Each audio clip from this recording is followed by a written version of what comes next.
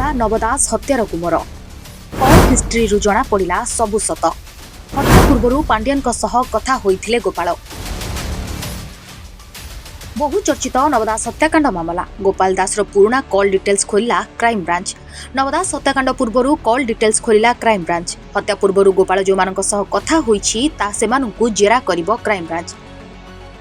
2023 मसीहा जनवरी 29 तारिख में झारसुगुड़ा जिला ब्रजराज नगर गांधी छकरे दिन प्राय 11:30 बेले नवदास को उपरकू गुलीमाड़ करा जायथिला तांको प्रथमे झारसुगुड़ा जिला मुख्य चिकित्सालय में भर्ती करा जायथिला किंतु अवस्था संकटपन्न हेबारु एयरलिफ्ट करी भुवनेश्वर आपोलो हॉस्पिटल में भर्ती करा जायथिला सेठारे डाक्टर तांको मृत घोषणा करथिले तेबे एबे घटना क्राइमब्रांच तदंत हाथ को नैथिबा बेले एबे चलीछि नवदास हत्याकांड पूर्वरु गोपालर कॉल डिटेल्स तनाखना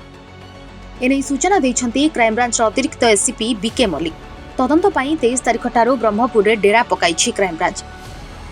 घटनार अधिक छानबीन करी गोपालर भाई पुतुरा एवं पुओ को पचराउचरा करथिला क्राइमब्रांच होटेल ले काम करुथिबा रोसिया को मध्य करा जायथिला पचराउचरा